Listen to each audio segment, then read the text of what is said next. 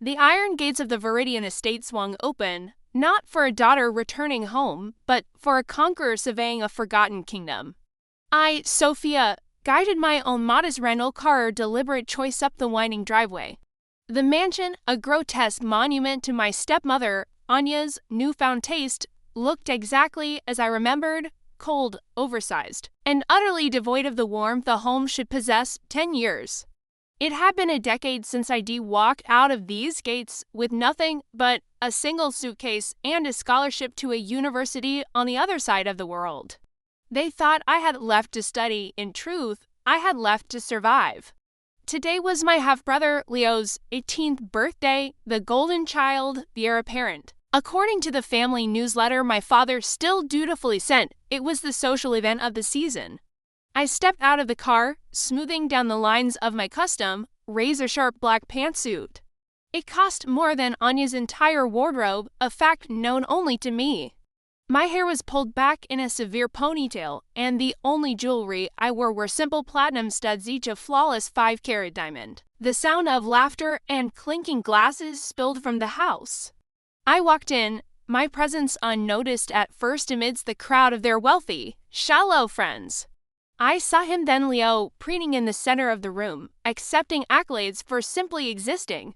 And there was Anya, draped in silk, her smile as brittle as her morality. My father stood slightly apart, as he always did, a ghost in his own home. Then Anya's eyes found me, the chatter around her died.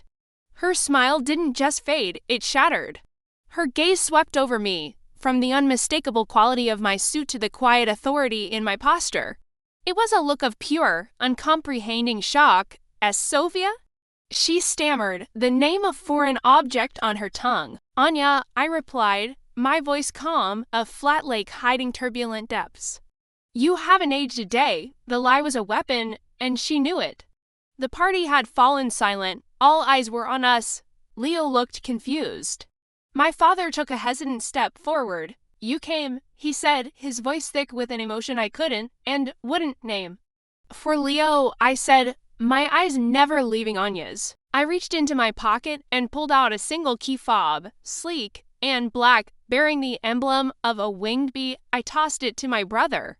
He fumbled it, his hands clumsy with surprise. Happy birthday.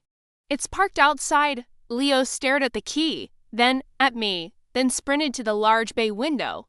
A collective gasp rippled through the crowd as they followed. There, in the center of the driveway, sat a hypercar so low, so wide, and so aggressively beautiful it looked like it had fallen from the future. A Bugatti Chiron, a $4 million statement. The silence that followed was deafening. It was Leo who broke it, his voice a squeak of disbelief. A Bugatti for me. Then I turned my head slowly, deliberately, and met Anya's gaze again. Her face was a canvas of collapsing reality. Her mind was a visible storm behind her eyes. I could see the questions crashing into each other, one after the other, a tsunami of terrified realization. We never gave her any money. How did she afford this? We didn't pay for her education after the first semester. My husband never sent her a dime after she left. I made sure of it. She was nothing. She was the cinder girl, the afterthought. How is this possible? I held her gaze, letting her drown in it. I saw the memories flicker in her eyes, the hand-me-down rags she dressed me in while her own sons wore designer labels.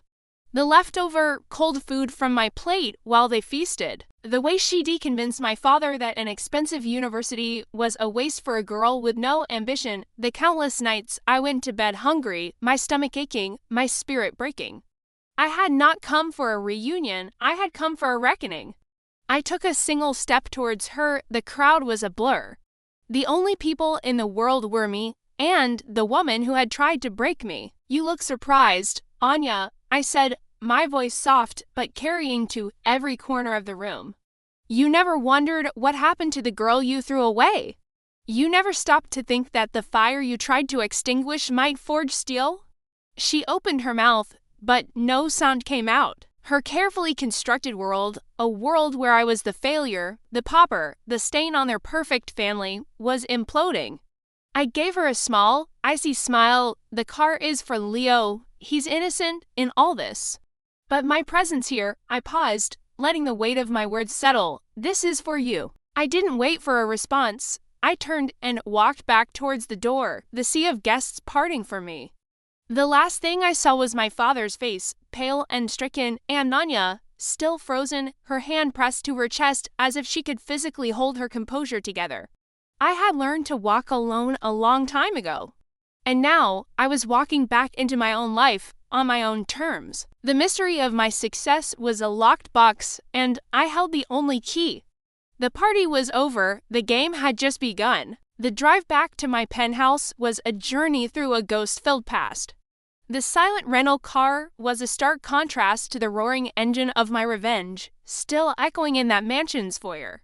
With every mile, the mask of the cold, powerful billionaire slipped, and the ghost of the girl I once was flickered in the rearview mirror. Sophia, your brothers need new uniforms for their private school. You'll have to make do with what you have. Don't be greedy, child. There's leftover bread in the kitchen if you're hungry, a degree in business. What for? A good marriage is the best business a girl can conduct. Anya's words, once weapons that left invisible scars, now felt like the pathetic chirping of a distant sparrow, but the scars remained. They were the foundation upon which I had built my empire. My penthouse was the antithesis of the Viridian estate. It was all clean lines, floor-to-ceiling windows overlooking the city, and a profound, peaceful silence. Here, I wasn't a stepsister or a daughter.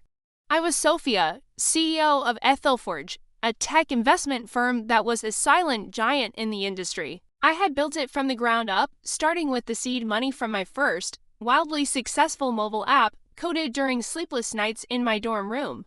I poured a glass of ice water and stood at the window.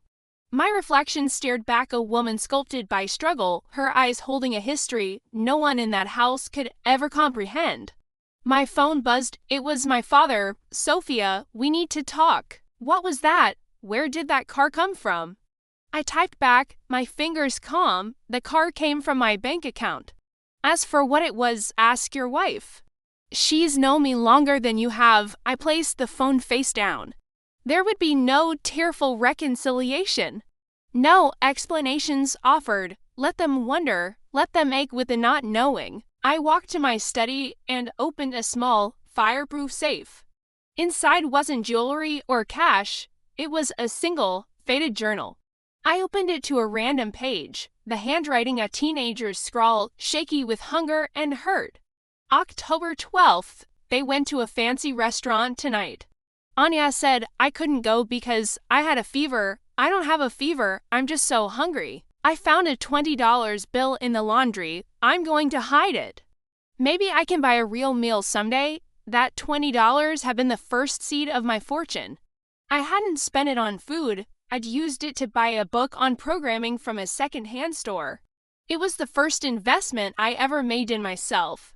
The next call was from a private number. I knew who it was. Sophia, it's grandmother Elara, my maternal grandmother, the only one who had ever seen Anya for what she was. The only one who had secretly slipped me money for books, who had told me I was destined for greatness when everyone else told me I was nothing. Hello, grandmother, I heard you made quite the entrance, she said, her voice warm with pride and a hint of mischief. A Bugatti, a tad dramatic, don't you think, my dear? It was necessary, I replied, a genuine smile touching my lips for the first time that day. They only understand the language of money. I simply spoke it fluently. And now?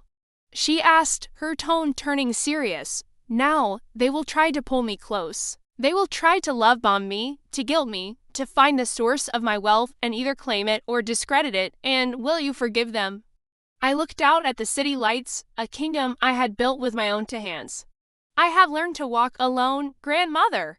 I don't need their love, and I have no room for their forgiveness. Forgiveness is a gift you give yourself, and I gave it to myself the day I decided my past would not define my future. I could feel her smile through the phone. Then you have already won, my child. I hung up, the ghost of the hungry girl finally receding. The real mystery wasn't how I became a billionaire. The real mystery was how they ever thought they could keep me down. The following morning, a courier delivered a package to the Viridian estate. Addressed to Anya, it contained no note, just a single framed item. It was the first dollar bill I had ever earned from my company, encased in museum-quality glass. A silent, brutal message: the nothing you created has become everything. And you get to look at it, but you will never, ever touch it.